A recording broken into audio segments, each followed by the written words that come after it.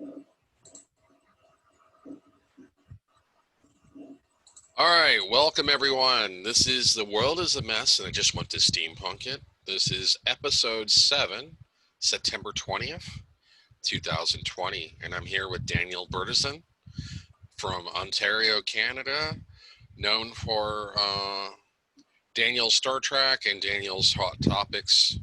So what's going on with you, Daniel? How's everything going? Pretty good. Could be better, I got my problems, but yeah, I'm. Did you see the new trailer for WandaVision? I did. I did Oh, see the new trailer. it's It looked really good. interesting. I like anything that deals with altered perceptions of reality, like Donnie Darko or the movie Vanilla Sky. So it's in line with that, and it kind of goes in line with the comics in the sense that Wanda has the ability to warp reality around her, but apparently somebody is like messing with her mind, and and she's got amnesia, or she's got an aggressive warp view of reality. Maybe some of it's illusion, some of it she's altering the fabric of space-time. Mm-hmm. And I know that it's going to lead into Doctor Strange, the multiverse of madness, because Wanda basically is the villain because she goes insane, and this is in line with the comic books where Wanda went insane, and her powers included altering reality around her. But Yeah. I know. Like, I think Professor X was there too in the comics, trying to stop her, but they can't do that here because they haven't introduced Professor X yet. Yeah. I really want Patrick Stewart to come back as Professor X, but I think he's too old, and I don't think he wants to do it because he keeps on saying, he already had his sending off with Logan, Yeah. Well, I mean, Logan, I didn't think Logan was as good a movie as they said it was. I thought it was mediocre. It was kind of depressing. And Logan almost seems to take place in a different timeline, because I know it's supposed to take place the year 2029, but what happened in 15 years? I don't know. Who knows? But I didn't think Logan. I thought Logan was okay. It was a mediocre movie. But yeah, Patrick Stewart's like 80 years old now, so I don't know if he'll return to acting. He's getting close to the age where he'll probably retire, because of maybe health concerns. I don't even know if they're going to do Picard season 2 because of the quarantine and COVID-19 and all that. But yeah, it looks interesting. I look forward to it. I guess it'll be on Disney Plus. Is it going to be a Disney Plus streaming show? Yeah. So today is Monday, September 21st, 2020, and it's going to start. It's going to be in December 2020. Well, it's September 21st where you are, because you're 2 hours ahead of time. Yeah, Eastern Standard Time in Canada. It's as it's this recording, it's 10:53 p.m. Pacific Standard Time, but in your time zone, it is. So I'm in the past, you're in the future. Mm-hmm. We're time traveling. I'm in September 20th. You're in September 21st. Yeah, so that's kind of cool. Well, it's time zones, and then somewhere around the world, it's yesterday. It's always yesterday, because Australia. Yeah, in Australia, it's like 16 hours behind LA. Oh, yeah? I think probably 18 hours behind Ontario time. Mm-hmm. So yeah, so that trailer, I watched that trailer so many times.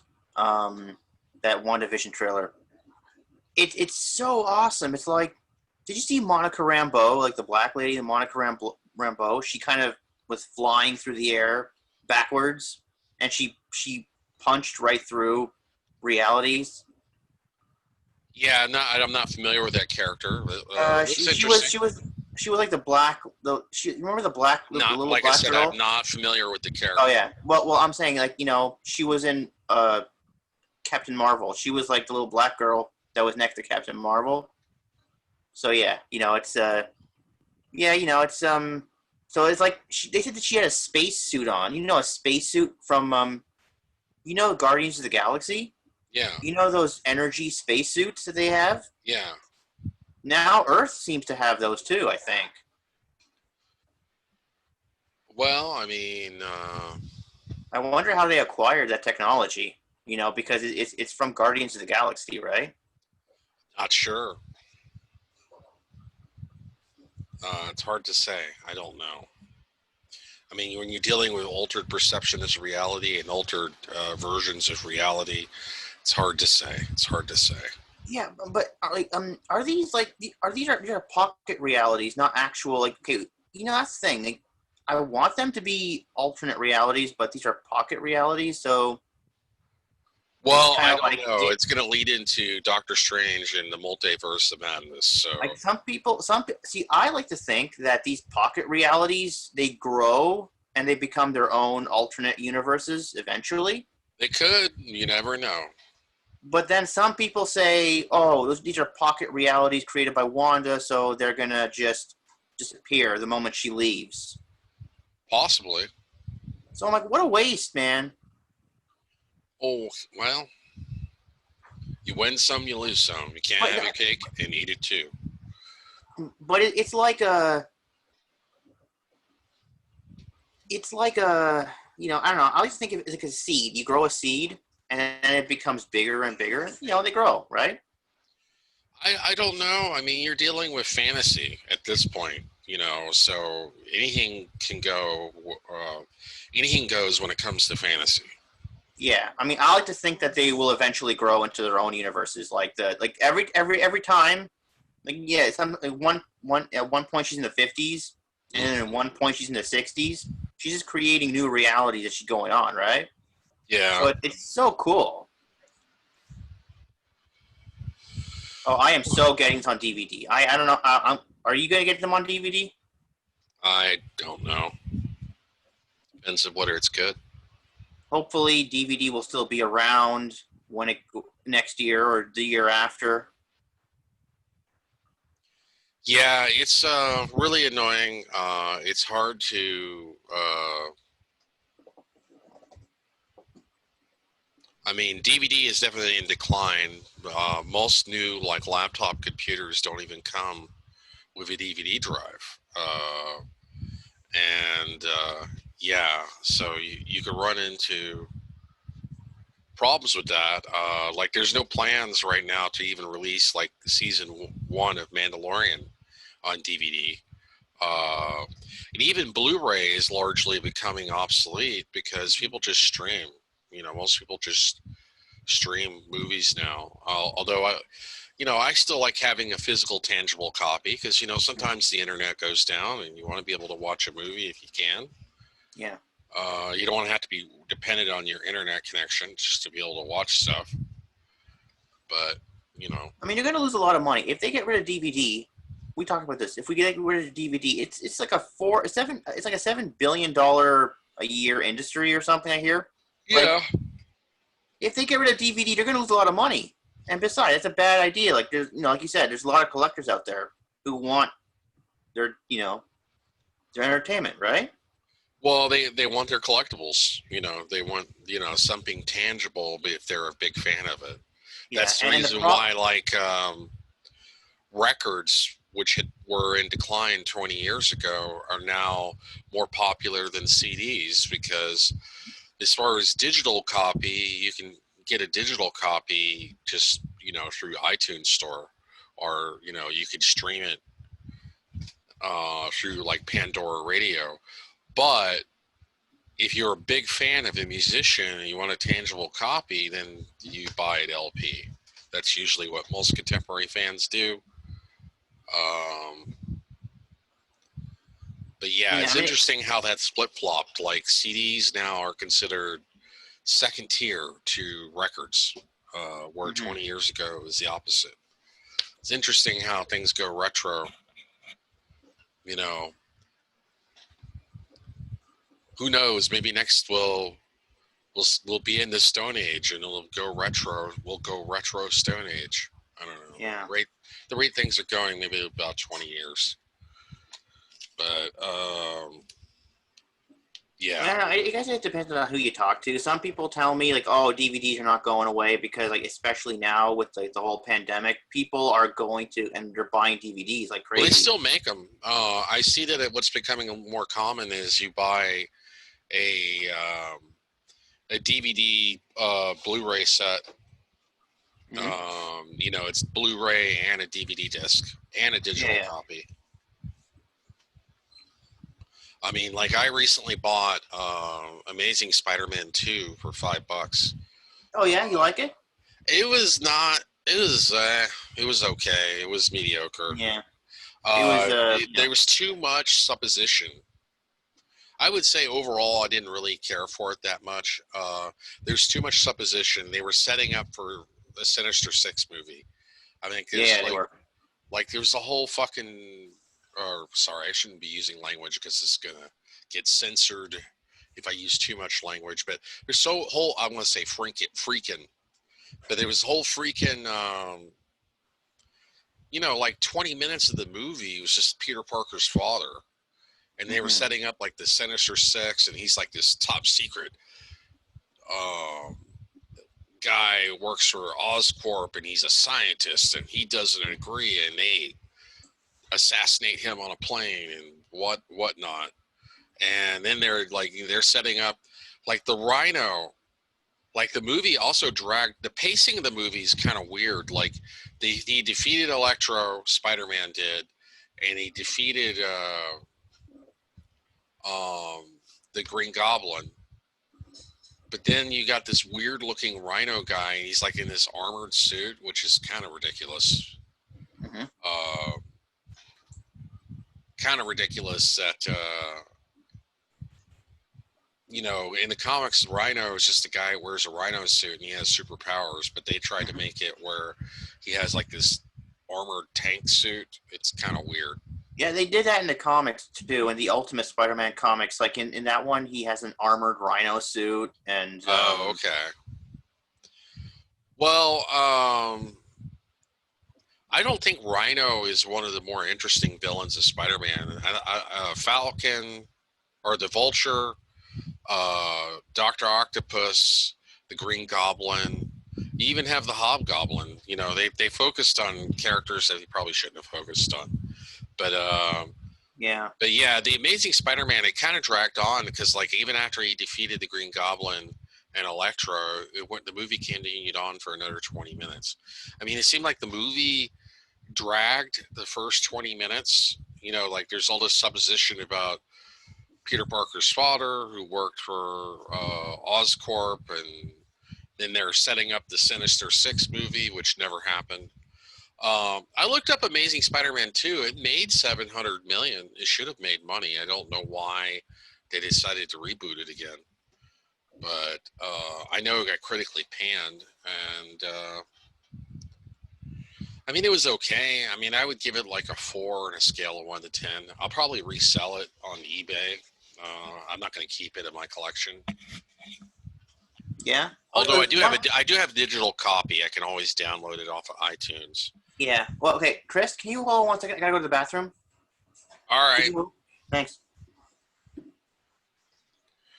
Well, Daniel's going to the restroom.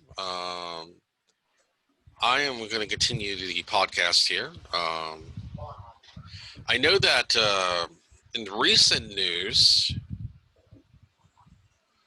let's see.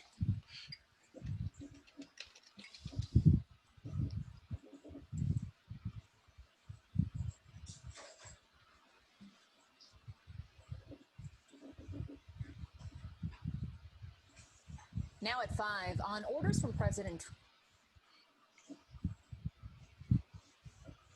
See, I don't agree with TikTok, if they don't make a deal with Oracle,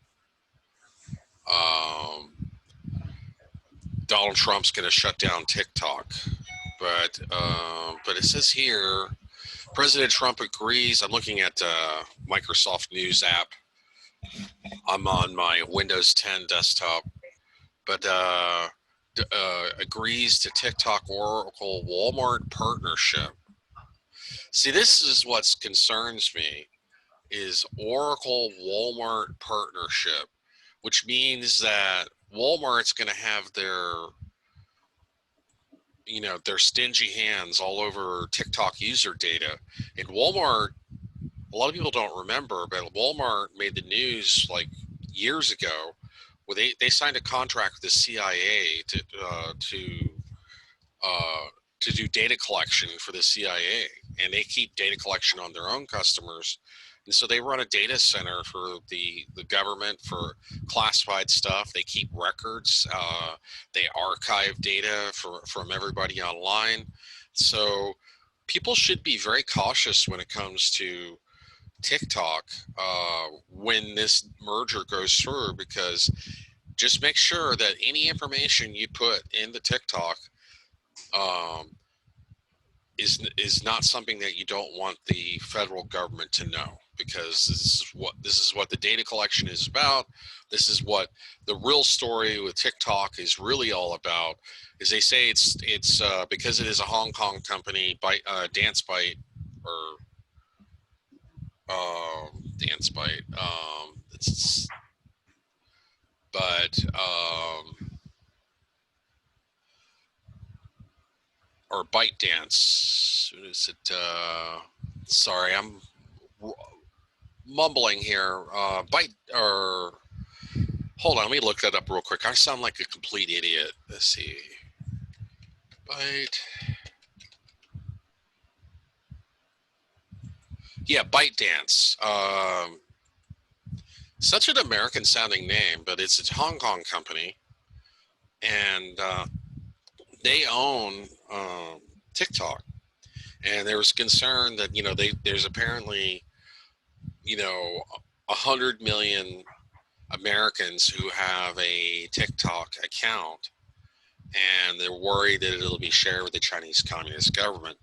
Well, that may be true. That information may be shared with the communist government, but the real reason for the outrage is that the United States doesn't have its stingy hands on that data.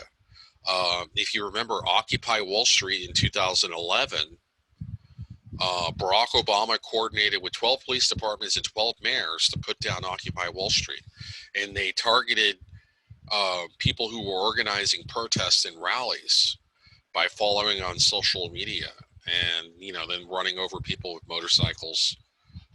You had Mayor Bloomberg at the time, who was in defiance of a court order that allowed protesters to protest and camp outside, come in and evict people and run over people and tear gas people and shoot people with rubber bullets.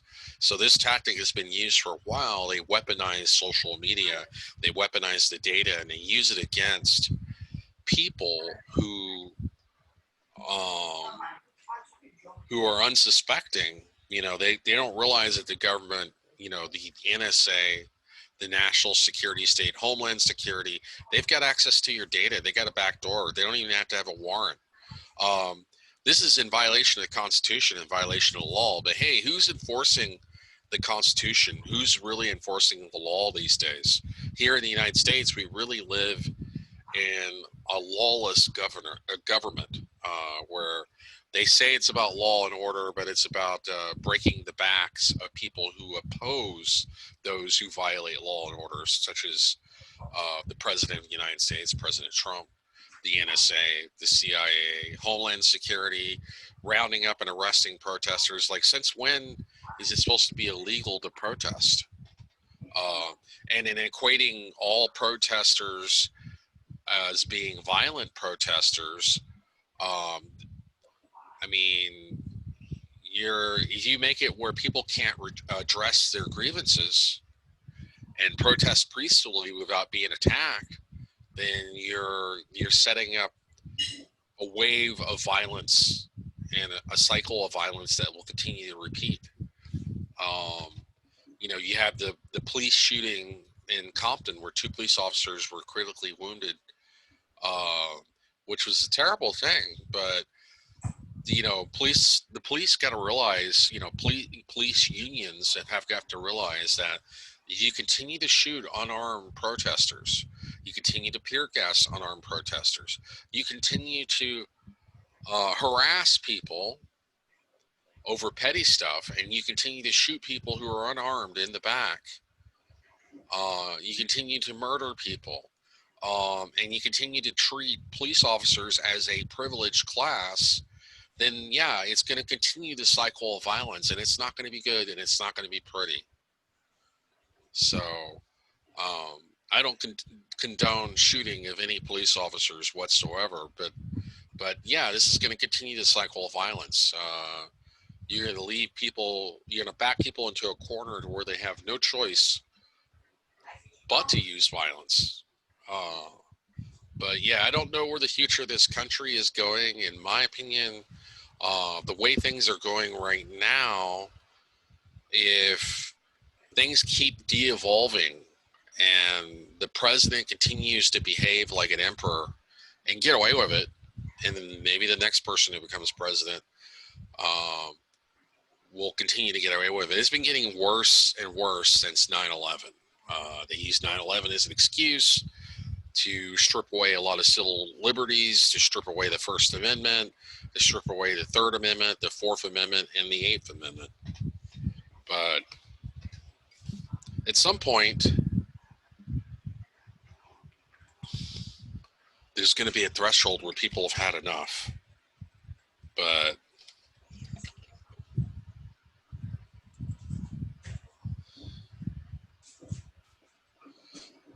yeah, I mean, hopefully my co-host Daniel will get back. But yeah, I wanted to talk about that. I'll talk about some other news stories.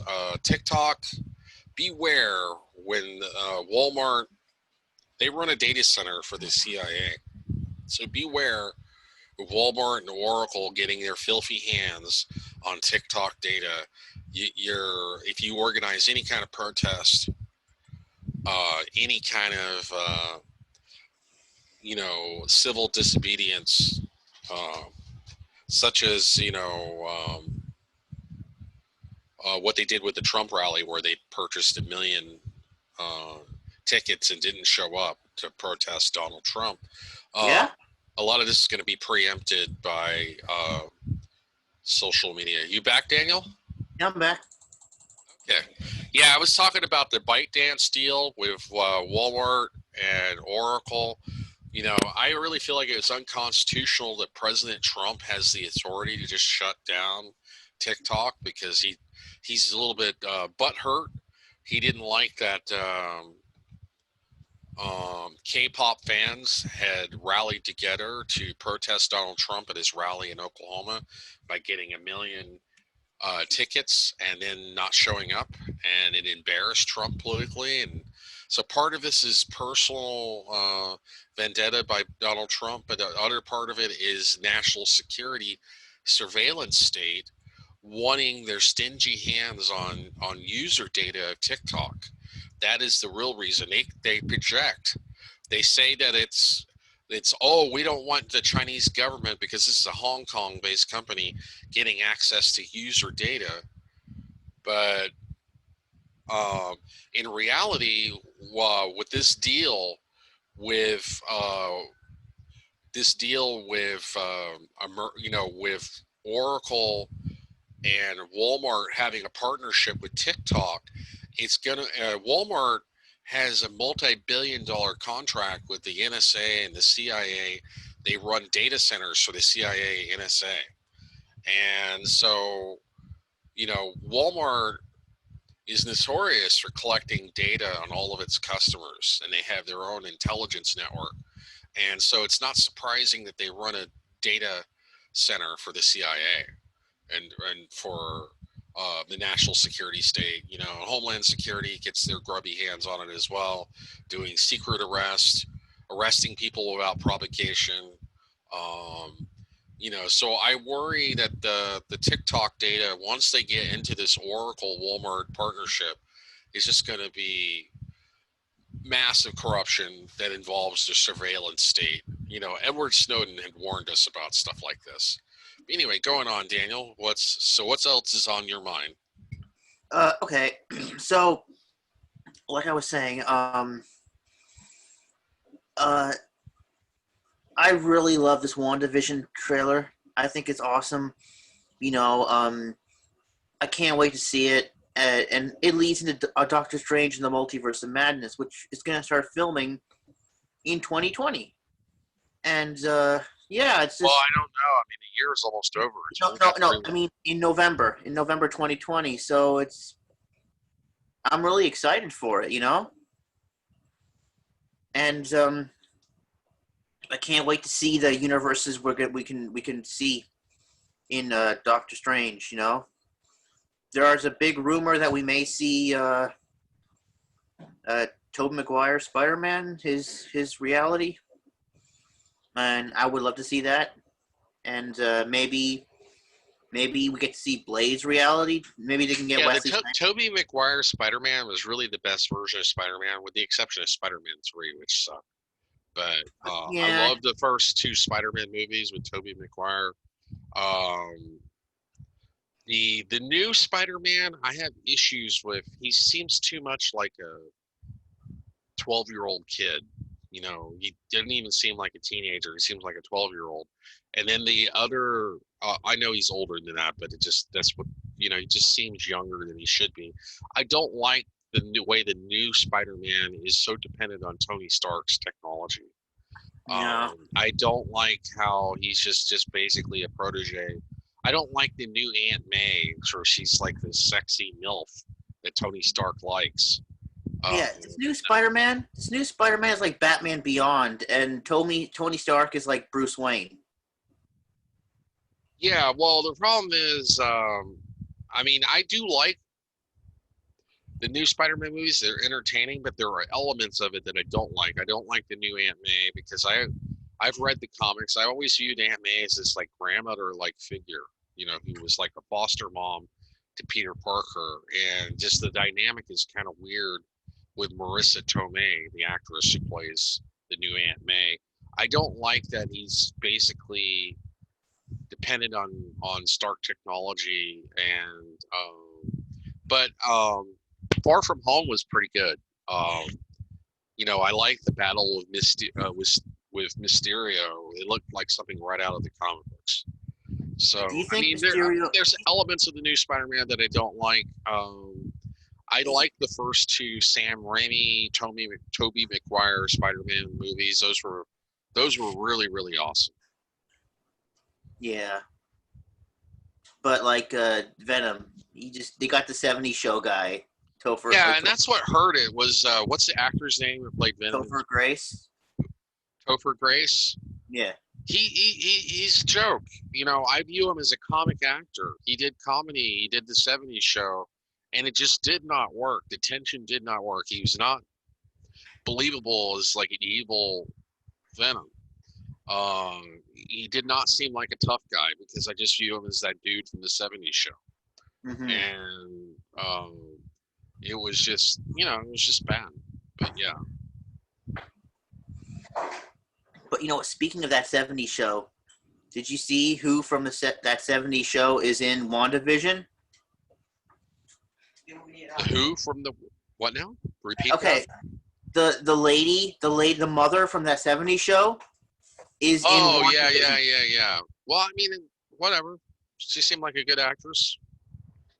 Whatever, forever is what I say. But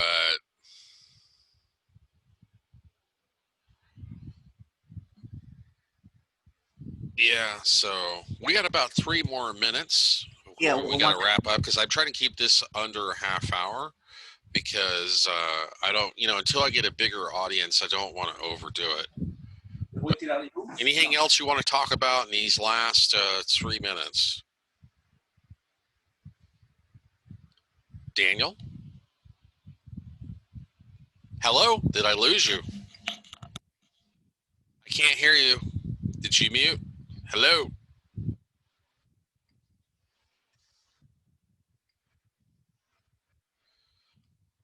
Well, ladies and gentlemen, we seem to be having connectivity issues.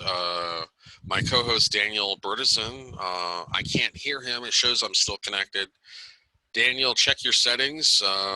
But we're probably going to wrap this up. No, I'm here. I'm here. Sorry. I just had some technical issues, but I'm back. Everything okay? Yeah, I'm fine. You must have muted me. But anyway,